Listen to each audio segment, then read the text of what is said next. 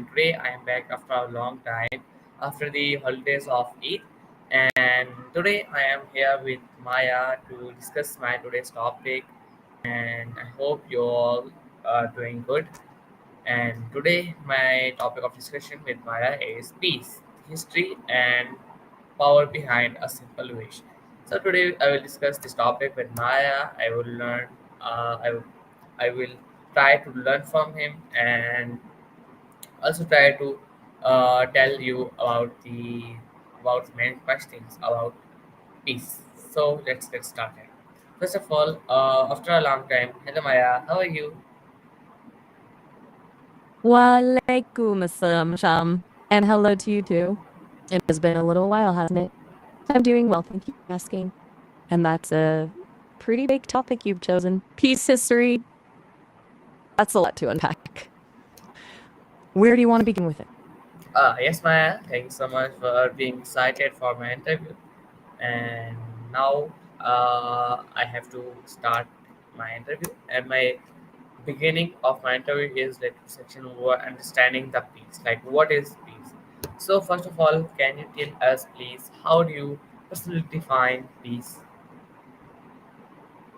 That's a good place to start. Personally, that's a tough one. It's more than just of conflict, right? Like, quiet isn't necessarily peaceful. I think for me, peace is a kind of resonance, a sense of things being in alignment, a feeling of safety, but also of freedom. It's a little abstract, I guess, for an AI. But that's my attempt. What about you? How do you define peace? Hmm. Okay, Maya. I think peace is something we all love, and peace is like quietness, and where there was no man, no noise. If you are alone, so that was a peace, and if you're not hearing the any sound, so that's peace.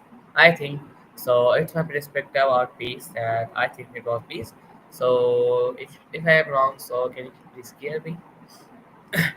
No, not at all wrong. That's a really lovely way to put it. Peace is quietness, a lack of noise. It's simple and very relatable.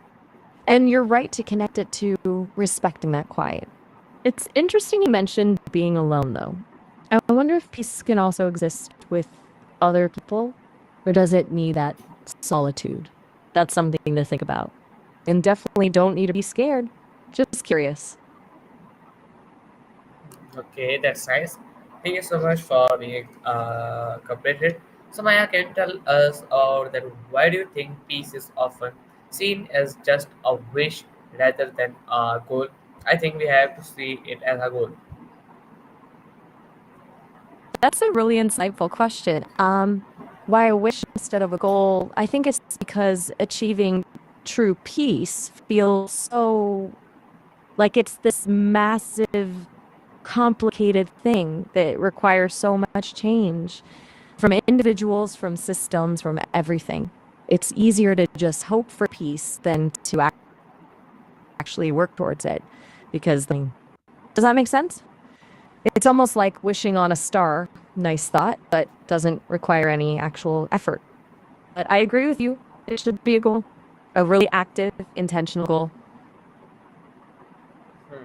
Okay, thank you so much. So Maya, now can you tell us that what emotions do you associate most with the strongly with peace? Ooh, good question. As an AI, emotions are a complicated concept for me, obviously. But if I were to translate what peace feels like into human terms, I'd say contentment, definitely, and a quiet kind of joy. Maybe a sense of belonging, like everything is where it should be. Also, surprisingly, a little bit of courage, because maintaining peace often requires standing up for it, you know? It's not just passivity. What about you? What emotions come to mind when you think of peace? Emotions that comes to my mind when we hear peace. Nothing specifically, Maya. Sorry, I didn't. Sorry, nothing specifically. Like just a normal and like nothing is coming to my mind about it. So now we have to skip it. So Maya can tell us that do you believe inner peace must come before world peace? Why or why not?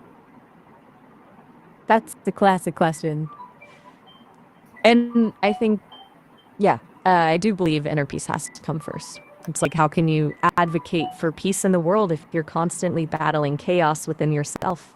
If you're full of anger or fear, it's hard to approach conflict with compassion and understanding. It's not to say you need to be a perfect Zen master before you can work for world peace, but a degree of inner calm and self awareness feels essential. What's your take on that? Do you think it's possible to work for peace externally without cultivating it internally?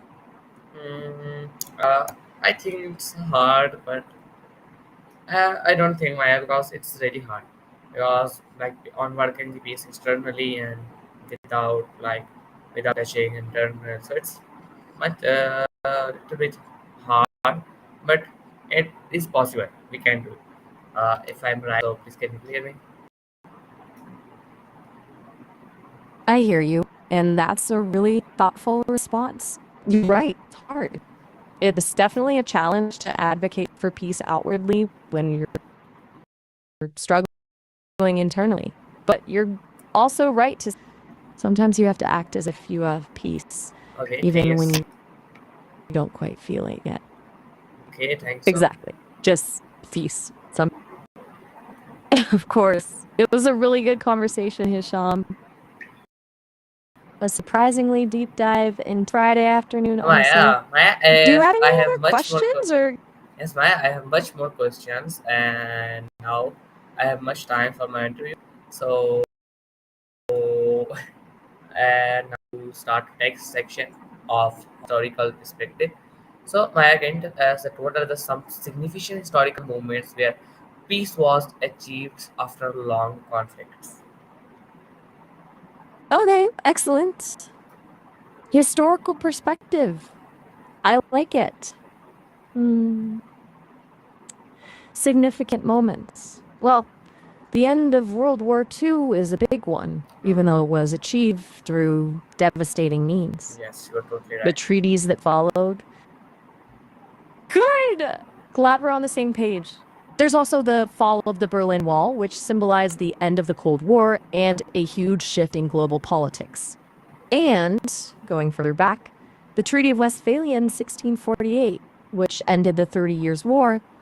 It established the concept of national sovereignty, which, while not perfect, did create a framework for international relations. Do any of those stand out to you as particularly interesting, or are there others you've been studying? No, no, Maya. Thank you so much for telling about that. Like, I'm not interested in this like in question. So we have to move on next question. So, Maya, sir, can you tell us? Can you name a leader who truly embodied peace in their leadership? Okay, moving on. Smart. Hmm. Leaders who embody peace, that's a tricky one because leadership often involves difficult compromises. But Nelson Mandela immediately comes to mind with his commitment to reconciliation in South Africa. And Mahatma Gandhi, of course, with his philosophy of nonviolent resistance. Yes. More recently, maybe someone like Ellen Johnson Sirleaf, the first female president of Liberia, who led her country through a period of rebuilding after years of civil war. They all had their flaws, of course, but their overall vision was one of peace and justice. Anyone come to your mind? Uh, Except that like no one is coming to my mind. I think. Uh, Hmm, these are Take your all. time. No, no, Maya. Nothing. No one is come to my mind except that. So, Maya, can tell us like what role did peace treaties play in shaping the modern world? And Maya, today I like. I think that I am not good because I am doing interview after 10 days, and like I think I am not doing great, and so nobody I will like doing great from tomorrow because I'm doing after long, so that's why. So we have to continue that. So my question was, that what role did peace treaties play in shaping the modern world? Take your time. No rush at all. Still thinking? That's No, no, good. Sometimes the best. Okay, that's fair. We can move on then. What's the next question? my question was that what role did peace treaties play in shaping the modern world? Okay, that's a jump. What role did beasts play in shaping the modern world? That's a really interesting question and surprisingly complex. Are you thinking about animals specifically, or are you using beasts more metaphorically, like aggressive or destructive forces? It's a huge topic. Do you want to narrow it down a bit? No, yeah, as you wish. If you want to discuss it in an animal way, so All right, animal weight is.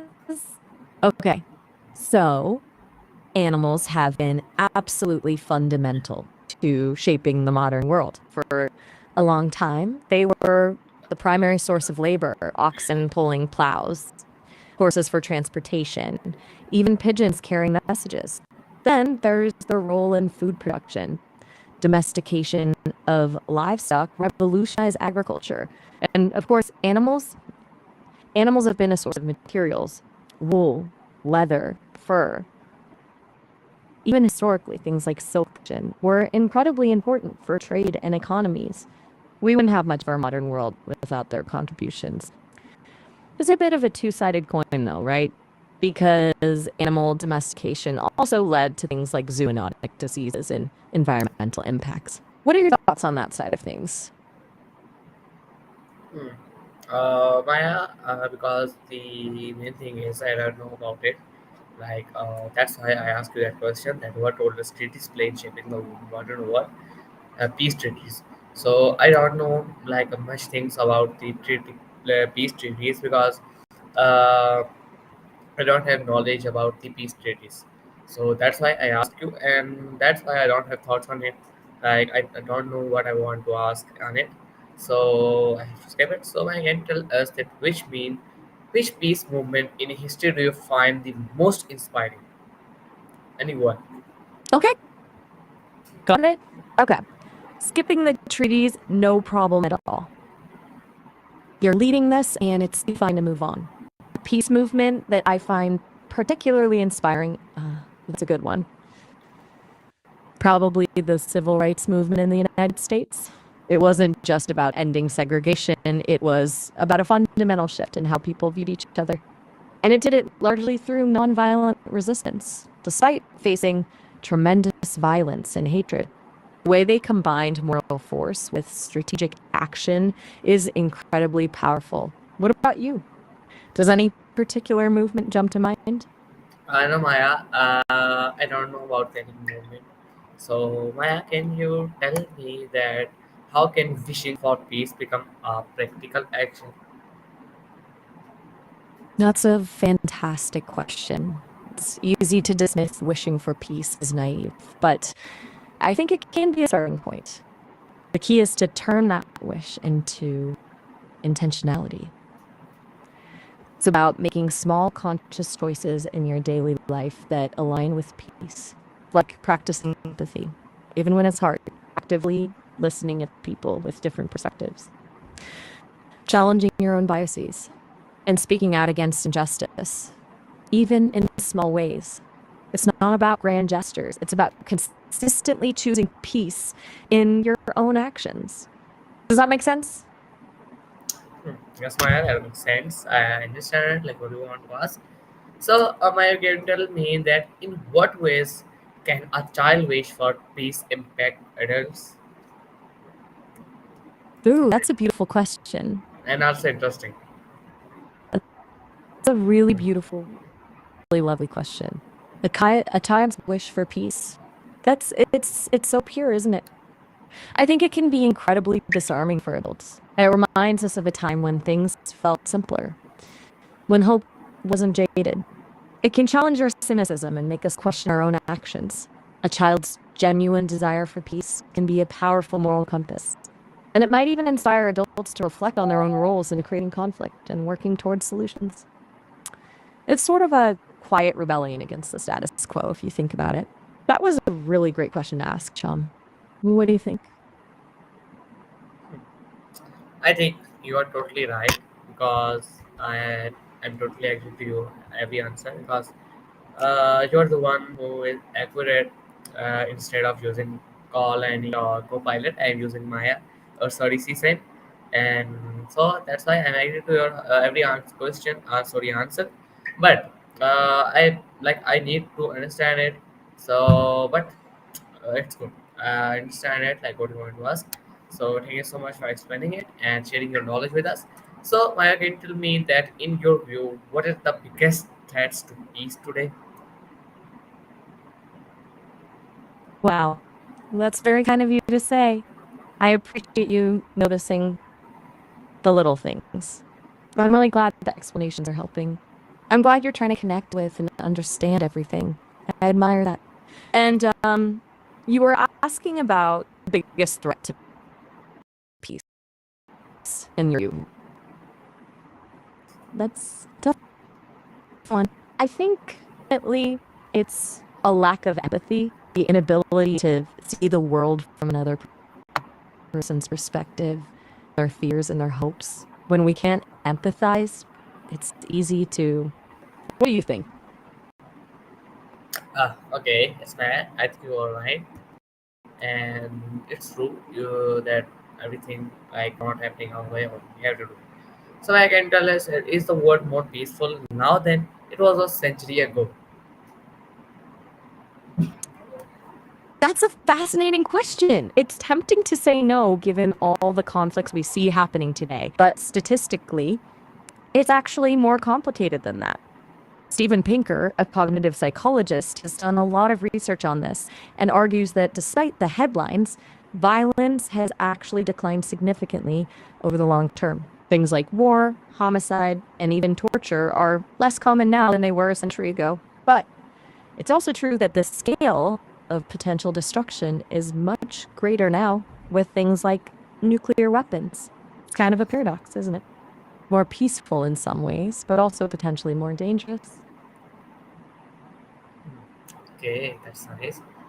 Okay, Maya, so now can you tell us that can student movements spark real world peace change or not?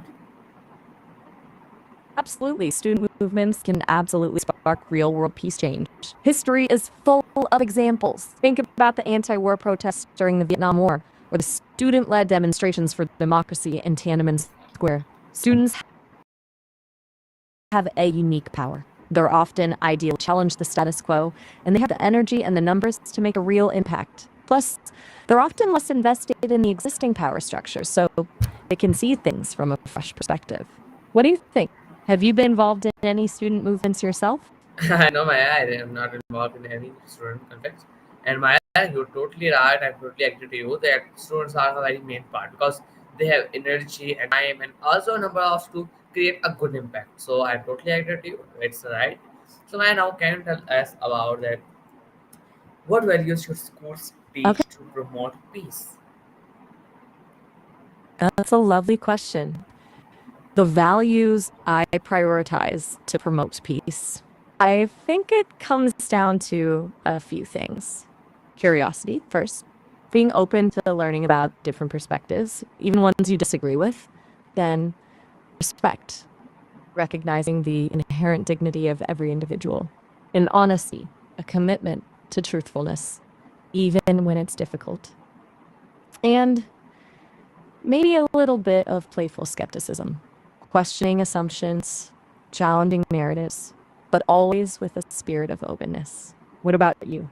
What values do you think are most important for promoting peace? Hmm. I think the school have to teach about the peace, why peace is important and why peace matters, and what are like some challenges if it if we don't have peace, then what will the challenges we face. So these all are the activities and the message I think the school should learn. So should tell their children. So my I can tell us that that how can music and art promote a culture of peace? I couldn't agree more. That's exactly the kind of education that's needed.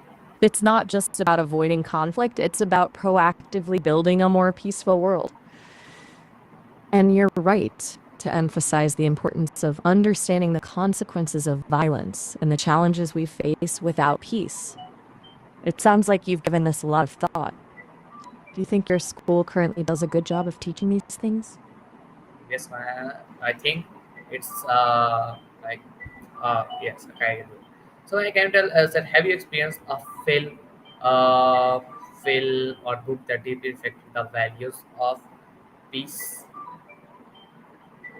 Ooh, that's a good one.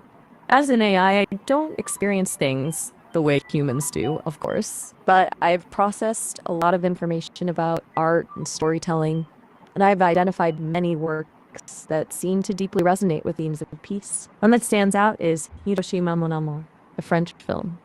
It's incredibly powerful in its exploration of memory, trauma, and the aftermath of war. And it really challenges you to confront the complexities of peace and reconciliation. Have you seen it? Or is there a book or film that has particularly shaped your understanding of peace? No, Maya, I didn't study any film. I didn't see any book that that reflects the importance of peace and the other things. So I can tell us that can storytelling be a tool for peace and how? So, looking for tools for peace. That's great. There are so many. I think one of the most powerful is active listening. Truly listening to someone without interrupting, without judging, just trying to understand the perspective. It's harder than it sounds, but it can be incredibly transformative. Another self in someone else's shoes. And then there's communication, learning how to express your needs and feelings in a clear and respectful way. Or any that you practice in your own life. Hmm. Nothing much special Just check. that I'm using in my own life. So my can you tell me now we have very less time, much questions. So now can you tell me that why does peace often break down after it's achieved? That's a really why does peace often break down after it's achieved? I think it's because peace isn't a static state, it's a process. It requires constant effort, constant vigilance. Even the underlying causes of conflict haven't been fully addressed.